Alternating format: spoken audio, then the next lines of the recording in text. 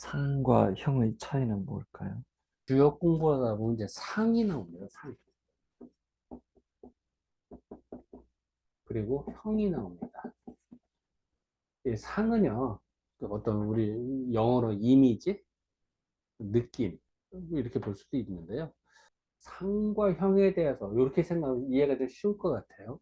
물론 뭐, 사상에서도 상을 씁니다. 사상에 할 때도 그러고, 또 주역에서 음양, 사상, 8개, 뭐 16, 뭐 64개 이렇게 하듯이. 그럴 때도 괴수 사상이 나옵니다. 상이 뭐냐? 결론부터 얘기하면은 눈으로는 보이지만 손으로 잡을 수 없는 거. 이렇게 이해하면 쉽습니다. 손으로는 안 잡혀요. 실체가 없으니까. 근데 안개 꼈다. 무지개다. 눈으로는 보이잖아요. 손으로 잡을 수 있나요? 무지개가 손으로 잡히나? 안 잡힙니다.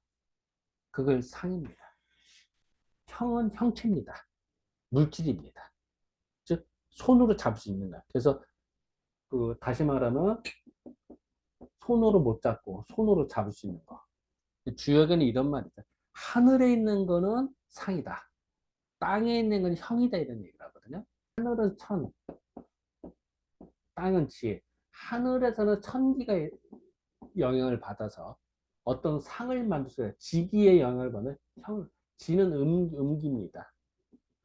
천은 양기입니다. 양기만 있어서는요, 양은 퍼지는 거랍니다. 음은 수렴이 됩니다. 하늘의 양의 기운과 땅의 음의 기운이 음양의 기운이 만나면은 생명체가 생깁니다. 물질이 되는 겁니다. 그래서 형체를 이룹니다.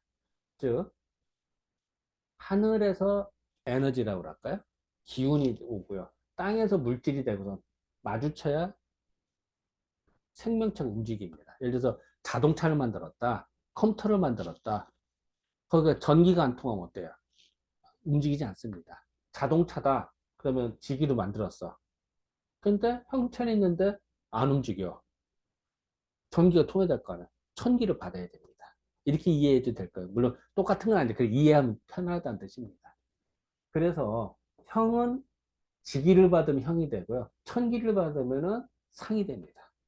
그래서 상은요, 예를 들어서 하늘에 떠 있는 거니까 해와 달, 다 상입니다. 별, 눈으로 보이지만 손으로 잡을 수가 없잖아요. 물론 뭐, 로켓카 가서 보면 탈 수 있지만, 그거는 뭐, 우주선 타야 되는 거고, 지구상에서는 잡을 수는 없습니다. 하지만 이런 그 나무라든지, 코끼리라든지, 호랑이라든지, 뭐, 개라든지, 이런 건 손으로 잡을 수 있잖아요. 대나무라든지, 이런 거는 형입니다. 그 만약에 우리가 이제 그 귀신을 본다. 뭐 영혼의 소리 나가면 귀신은 기운이만 있는 거지 형태가 없는 겁니다. 혼백이 분리된다는 얘기 들거든요. 사람은 혼과 백으로 구분이 됩니다. 근데 혼백이 분리가 되면 사람 죽는 거거든요. 혼만 있다 그러면은 백이 없어요. 백은 뭐냐면 물질입니다. 그러니까 귀신은 쉽게 말해서 발자국이 날까요? 눈길을 걸어간다. 발자국이 있을까요? 없을까요? 왜? 형체가 아니니까. 그 귀신은 발이 없습니다. 그래도 귀신하고 악수했다. 가능할까요? 형체가 없으니까 손을 잡을 수 없는 악수를 할 수가 없습니다. 하지만 눈으로는 보이고 귀로는 들을 수 있죠. 기운이기 때문에. 그게 상입니다. 그래서 이 주역에서도요.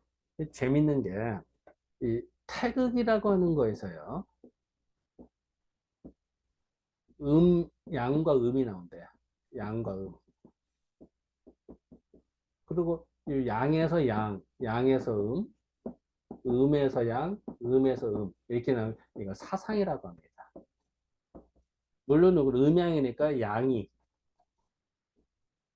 양이라고도 합니다. 음과 양. 네. 양의 의미 해서 두 개에 의해서 양이라고도 하고요. 사상 그 다음에는 8개입니다.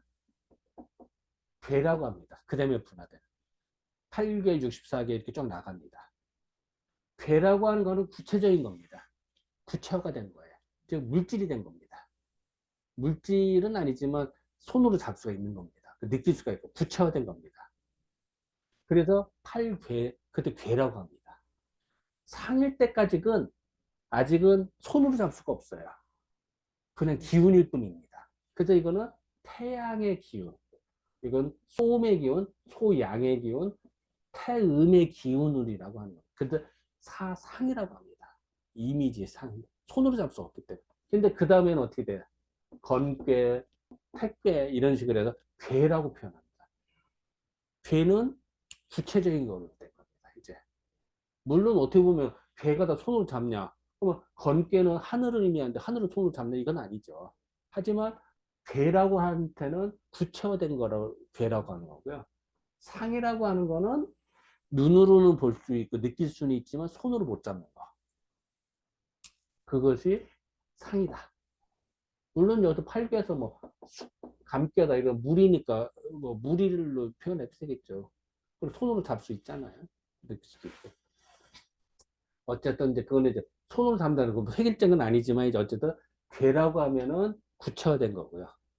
상이라고 하는 거는 어떤 기운의 흐름이다. 뭐 태양을 구체적으로 뭐다 이렇게 말하기가 애매한 거죠. 예를 들어 우리가 전기를 뭐 형광등이 켜지니까 전기 있는 건 알고 컴퓨터가 켜지니까 전기가 있는 걸 아는 거잖아요. 짐작하는 거지. 태양의 기운으로 뭐가 드러났다고 뭐 태양이 그 기운이 작용했구나. 근데 태양을 직접 본 건 아니잖아. 소음을 직접 본 건 아니잖아. 그죠? 다만 느끼고 있는 것 뿐이지. 소음이라는 전기, 소양이라는 전기로 생각이 됩니다. 이게 상입니다. 그래서 상과 그 형의 차이는 그런 겁니다. 그렇기 때문에 사상의학에서도 네 가지 상으로 나눈다고 했지만 팔상의학이라는 얘기를 안 합니다. 왜요? 이미 사상이라고 해서 큰 카테고리 기운을 팔괴로 나타나기 때문에 이미 구체화되기 때문에 팔상이라는 표현을 하지 않습니다. 그렇게 되면 이제 주역을 이해를 못하는 사람이다라고 얘기를 하는 거죠. 다시 말하면은 상은 어떻게 보면 물건 같은 물건은 아닌 거. 눈으로는 보이지만 손으로 잡을 수 없는 거. 그게 바로 상이다. 느끼지만 구체화된 건 아닌 거. 좀 애매할까요? 이렇게 말하면은.